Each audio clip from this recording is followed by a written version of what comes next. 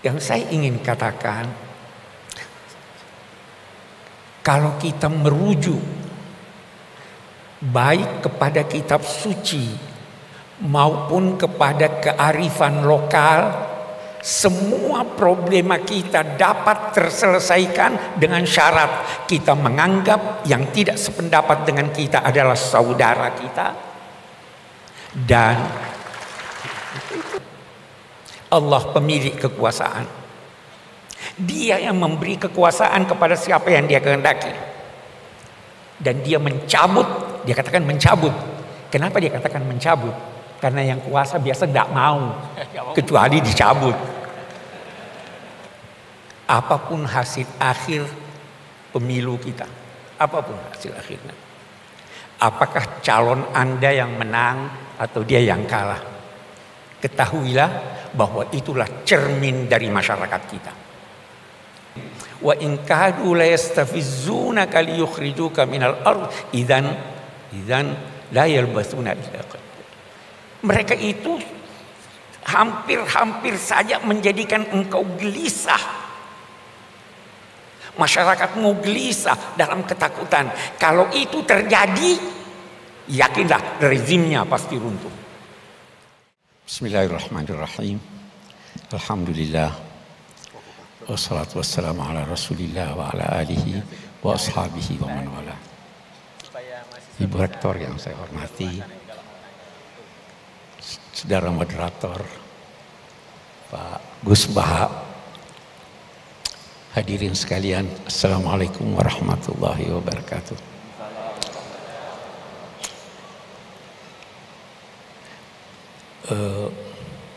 Saya tuh selalu terkagum-kagum dengan Gus Baha.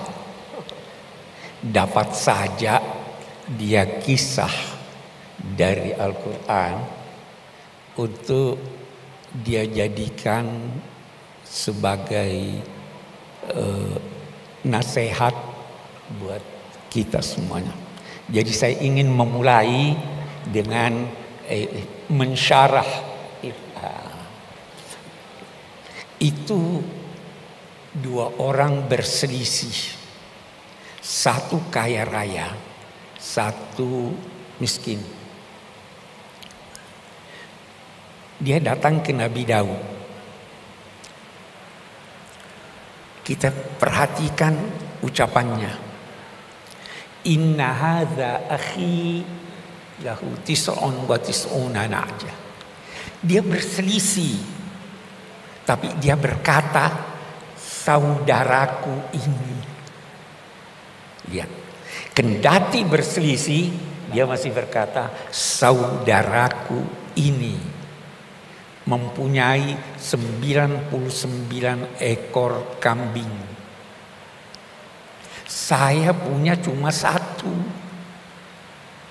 Dia mau yang satu itu juga, dia ambil. Kita lihat lebih jauh. Nabi Daud begitu mendengar, dia lantas memberi putusan.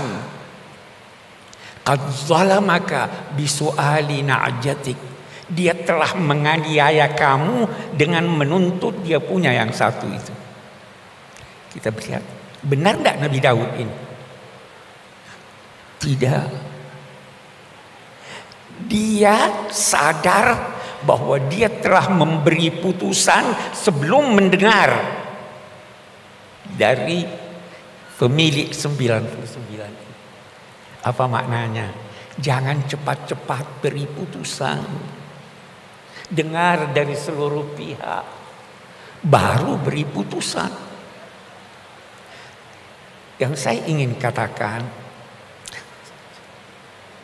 kalau kita merujuk baik kepada kitab suci maupun kepada kearifan lokal, semua problema kita dapat terselesaikan dengan syarat kita menganggap yang tidak sependapat dengan kita adalah saudara kita, dan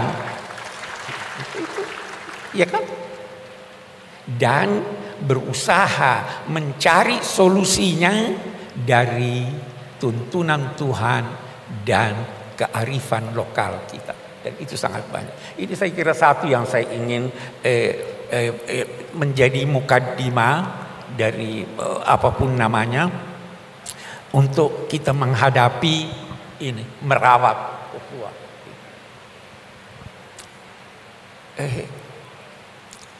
Ini kan setelah pemilu, Bu, ya katanya.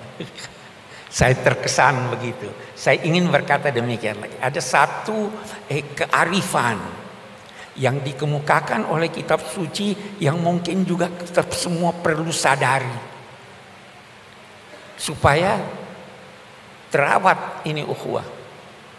Apa itu?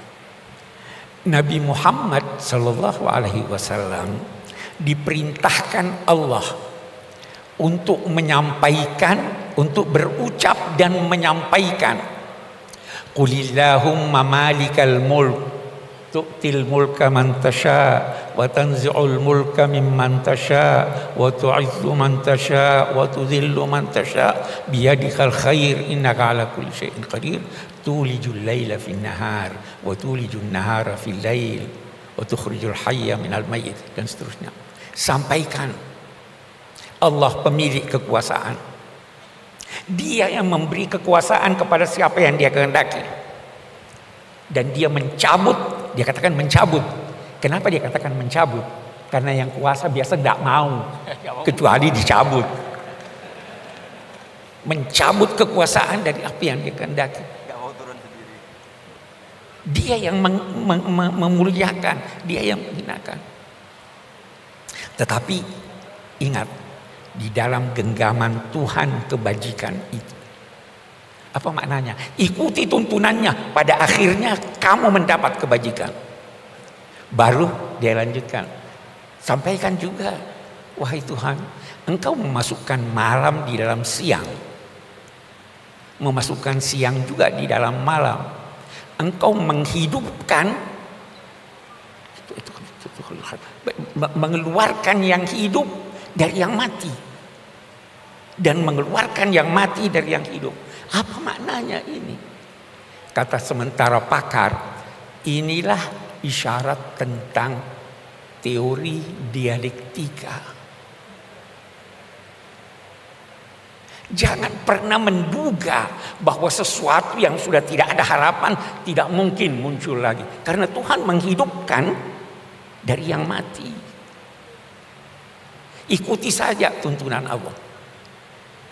Nah, apa tuntunan Allah? Ini tadi sebagian yang dikemukakan. Usahakan islah, usahakan perdamaian, usahakan merawat persaudaraan. Oke. Kemudian Nabi bersabda, sebagaimana keadaan kamu, begitulah ditetapkan penguasa kamu. Kama takununa yuwalla alaikum. Hei, apapun, siapapun yang berkuasa, kekuasaannya bersumber dari Tuhan. Walaupun yang berkuasa itu menentang Tuhan. Itu Namrud, musuhnya Nabi Ibrahim, itu diberi kekuasaan oleh Tuhan. Tetapi ingat, dia yang memuliakan dan dia juga yang menghinakan, dia yang mencabut. Karena itu saya ingin berkata begini, apapun hasil akhir pemilu kita, apapun hasil akhirnya, apakah calon Anda yang menang atau dia yang kalah, ketahuilah bahwa itulah cermin dari masyarakat kita. Sebagaimana keadaan kamu, kalau Anda baik, maka itulah cermin kebaikan. Tapi kalau Anda anggap buruk, itulah cermin masyarakat kita. Kalau itu cermin masyarakat kita, maka terimalah dengan legowo, tetapi usahakan untuk memperbaiki. Jangan sampai ukhuwah ini, karena ini modal kita nih, ukhuwah ini modal kita. Nah, Yakinlah bahwa di tangan Tuhan kebajikan itu. Yakinlah. Nah, satu hal lagi. Kalau Anda tidak berhasil, Tuhan yang akan menetapkan buat Anda bantuan. Yakin itu. Itu ada di Al-Quran, itu dikatakan begini. Wa in kadu la yastafizzunaka liyukhrijuka minal ard idzan la yalbasuna illa qalil. Mereka itu hampir saja menjadikan engkau gelisah. Masyarakatmu gelisah dalam ketakutan. Kalau itu terjadi, yakinlah rezimnya pasti runtuh. Itu hukum kemasyarakatan. Jadi kembali pada tuntunan agama. Apapun hasilnya, kita terima sambil berusaha untuk memperbaiki. Sambil menjaga ukhuwah ini. Karena inilah modal kita. Kita tidak ingin ada dari luar. Mari kita selesaikan persoalan kita di dalam. Itu saya kira itu yang pertama. Nah, sekarang saya ingin berbicara sedikit tentang apa sih ukhuwah itu. Apa itu ukhuwah? Ukhuwah itu dari segi bahasa berarti persamaan. Kita semua sama. Apapun persamaan antara sesuatu dengan sesuatu yang lain, maka itu saudaranya. Semakin banyak persamaan, semakin kukuh persaudaraan. Saudara itu dari bahasa Sanskerta. Saudara atau saudara, katanya artinya serahim, sama rahimnya. Kita serahim. Nah, kemudian berkembang maknanya sebagaimana perkembangan bahasa. Jadi ada persamaan. Saya memperoleh kesan bahwa saudara itu adalah yang seudara dengan Anda. Saudara. Binatang itu saudara kita, sama-sama kita. Wa ma min ta'irin yatiru bi janahihi illa umamun amsalukum. Tidak ada suatu burung yang terbang dengan kedua sayapnya di udara kecuali sama-sama kamu. Itu saudara kita. Setan itu orang yang boros itu saudaranya setan. Innal mubadzirina kanu ikhwana syayatin. Jadi siapapun yang seudara dengan Anda adalah saudara Anda. Saudara kita, binatang saudara kita, tumbuhan saudara kita karena dia saudara. Bahkan dalam ajaran Al-Quran, batu pun bisa menjadi saudara kita. Gunung itu mencintai kita. Uhudun yuhibbuna. Dia juga dalam dua tanda petik hidup. Semua saudara kita. Apalagi kemudian karena itu bertingkat-tingkat dan bermacam-macam persaudaraan itu. Salah satu di antaranya adalah saudara sebangsa. Kita sama-sama. Apa itu bangsa? Beda-beda definisi para pakar tentang bangsa. Tetapi yang jelas dengan bangsa, lahir bangsa dari adanya persamaan. Sama dengan saudara. Boleh jadi persamaan sejarah, persamaan budaya, persamaan cita-cita. Kita sebagai bangsa banyak sekali persamaan kita. Bahasa lebih penting bahasa pikiran daripada bahasa lisan. Harus menyatu kita. Karena itu dalam konteks persaudaraan sebangsa kita harus mencari titik temu.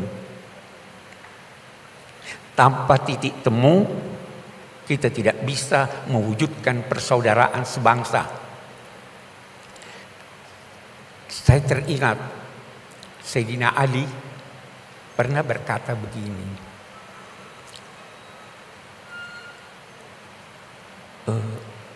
penyakitmu disebabkan olehmu, obatnya ada di tanganmu, tapi engkau tidak sadari. Jangan sampai kita seperti itu. Penyakit kita disebabkan oleh kita sendiri. Obatnya ada di tangan kita, tapi kita abaikan obat itu. Saya kembali, kita punya titik temu. Sebagai bangsa, titik temu kita Pancasila. Ketuhanan yang Maha Esa. Itu titik. Bisa kita berbeda-beda penafsiran tentang apa arti ketuhanan yang Maha Esa. Bisa beda. Dalam Islam aja beda-beda itu. Tetapi kita percaya Tuhan. Bisa beda-beda kita dalam mengartikan Maha Esa itu apa. Tetapi kita percaya ada penguasa. Itu titik kita. Titik, Anda menulis kata dimulai dari titik.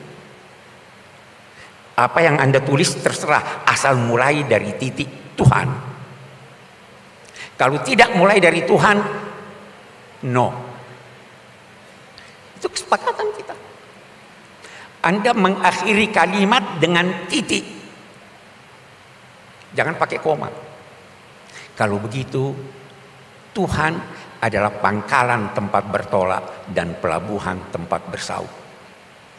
Kita berbeda, mari kita kembali kepada tuntunan Tuhan. Itu kesepakatan. Yang tidak mengakui ini di luar bangsa Indonesia. Kemudian ada kemanusiaan. Kesepakatan. Kemanusiaan itu mendahului keberagamaan. Mendahului keberagamaan.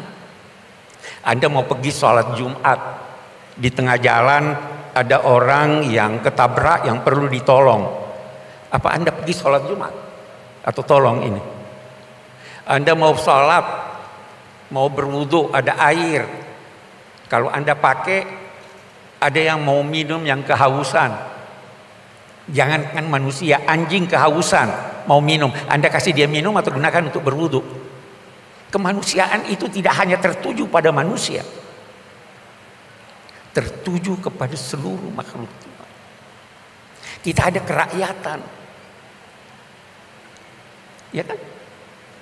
Persatuan dulu, kerakyatan. Saya itu merenung-renung tentang apa yang dirumuskan dan menjadi kesepakatan kita tentang kerakyatan yang dipimpin oleh hikmah kebijaksanaan dalam permusyawaratan perwakilan. Luar biasa, luar biasa. Tahu apa arti rakyat? Rakyat itu dari kata riayah, ra'in. Pengembala itu dinamai ra'i. Yang memelihara, memberi makan, melindungi. Rakyat itu harus dipelihara, dilindungi, dijaga. Itu kerakyatan. Dipimpin hikmah. Tahu apa itu hikmah? Hikmah itu terambil dari akar kata yang berarti kendali. Hikmah itu sinonim dengan siasat. Siasat itu terambil dari kata ya susu sais. Dalam bahasa Indonesia ada sais. Delman, pengemudi. Yang bersiasat harus menjadi seperti pengemudi. Apa syaratnya? Dia harus kenal fungsi-fungsi dari kendaraan yang dia akan gunakan. Dia harus tahu ini rem, ini apa namanya dan sebagainya, ini mesin. Kalau dia tidak tahu, tidak boleh dong mengemudi. Ada lagi, bukan cuma tahu,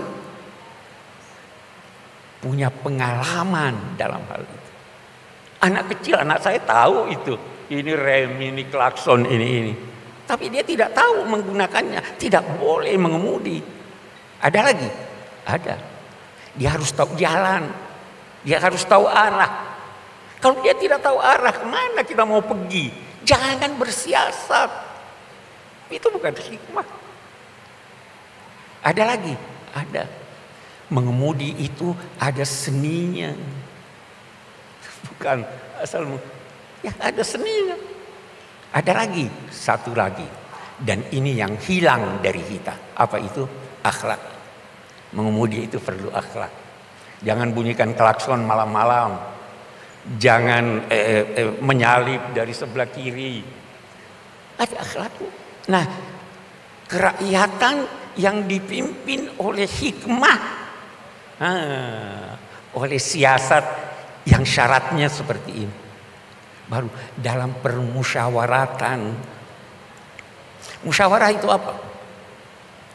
Musyawarah itu pada mulanya berarti mengambil madu dari sarangnya. Siapapun yang menemukan madu itu milik bersama. Karena itu Nabi bersabda, orang beriman itu seperti lebah. Bagaimana lebah? Dia selalu berada di tempat yang bersih. Kalau dia hinggap di dahan, dia tidak merusak. Ya, lebah begitu. Kalau dia menemukan kuntum bunga, dia tidak ambil sendiri. Dia menari-nari panggil yang lain, mari bersama-sama mengambil. Dia tidak mengganggu yang tidak diganggunya. Tetapi kalau dia menyengat, sengatannya obat. Itulah musyawarah. Saya ingin kembali berkata bahwa sebenarnya problema kita, kalau kita punya problem, boleh jadi kita tidak tahu penyakit kita apa. Dan kalau kita tahu, kita lupa bahwa obatnya ada pada diri kita. Kembali deh ke Pancasila, laksanakan itu secara baik dan benar, problema kita akan terselesaikan. Oke, kita bisa panjang berdiskusi menyangkut ini. Terakhir yang saya ingin katakan, persaudaraan itu dimulai dari jangan. Merawat itu lebih penting dari mengobati. Kita mau rawat. Bagaimana merawat? Kalau dalam tuntunan agama, jangan. La yaskhar qaumun min qaum. Itu di surat Al-Hujurat kan? Jangan satu kaum menghina kaum yang lain. Jangan sekelompok perempuan menghina kelompok perempuan yang lain. Boleh jadi yang dihina, yang dilecehkan lebih baik dari dia. La yaqtab ba'dukum ba'dan. Jangan mengumpat. Semua jangan. Kalau Anda bisa menghindarkan apa yang tidak baik, itu terpelihara ukhuwah. Nanti baru kemudian itu baru memberi. Itu kan merawatnya begitu. Kita rawat itu. Tidak. Dan terakhir, bersaudara. Siapa sih, saya kembali? Saudara itu siapa? Saudara itu, puncak persaudaraan itu adalah memandang orang lain adalah diri Anda. Memandang orang lain adalah diri Anda. Anda mau yang terbaik buat Anda? Mau. Kalau begitu, itu orang itu saudara saya, itu saya, beri dia yang terbaik. Itulah puncak persaudaraan. Karena itu kalau terjadi selisih, itu di Al-Quran dikatakan orang bertakwa, al-kaziminal ghaiz, menahan amarah. Boleh jadi masih ada dendam di dalam tapi ditahan. Lebih tinggi apa? Wal afina anin nas, memaafkan. Bukankah dia juga manusia seperti Anda? Bukankah kalau Anda bersalah Anda mau dimaafkan? Mau lebih tinggi? Wallahu yuhibbul muhsinin, berbuat baik kepada orang yang bersalah. Itulah cara merawat ukhuwah. Tanpa itu terus ini begini, ini begitu. Dan pada akhirnya Setelah kita berusaha, saya garis bawahi, berusaha sekuat kemampuan sambil memelihara modal utama ini, kalau Anda belum berhasil, yakinlah bahwa Tuhan akan turun tangan. Itu hukum kemasyarakatan yang dijelaskan oleh Al-Quran. Pasti, karena apa? Setiap rezim ada ajalnya. Bukan cuma manusia yang punya ajal. Walikulli ummatin ajal fa iza ja, dan seterusnya. Ada ajalnya. Kita berusaha sebaik mungkin, tetapi tidak keluar daripada pemeliharaan kita terhadap bangsa ini, persaudaraan ini. Jangan sampai ada kekacauan. Karena sekali lagi, al-imamul jair khairun final fitnah. Penguasa yang berlaku zalim itu lebih baik daripada chaos. Wa fi ba'dhi syarri khiyar. Memang di dalam keburukan pun kita harus pandai-pandai memilih mana yang lebih sedikit keburukannya. Nah, sekali lagi terkesan tadi saya terbawa sebenarnya oleh Gus Baha ini. Itu tuntunan agama. Dan itu yang harus kita pertahankan. Tetapi sekali lagi jangan salah paham bahwa kita berdiam diri. Kita berusaha sekuat tenaga. Tapi sesuai dengan tuntunan kitab suci, sesuai dengan kearifan lokal, dan terus mempertahankan persatuan bangsa, kesatuan kita serta persaudaraan kita sebagai sesama bangsa, sesama manusia, bahkan sesama makhluk Tuhan. Demikian. Assalamualaikum warahmatullahi wabarakatuh. Waalaikumsalam warahmatullahi wabarakatuh.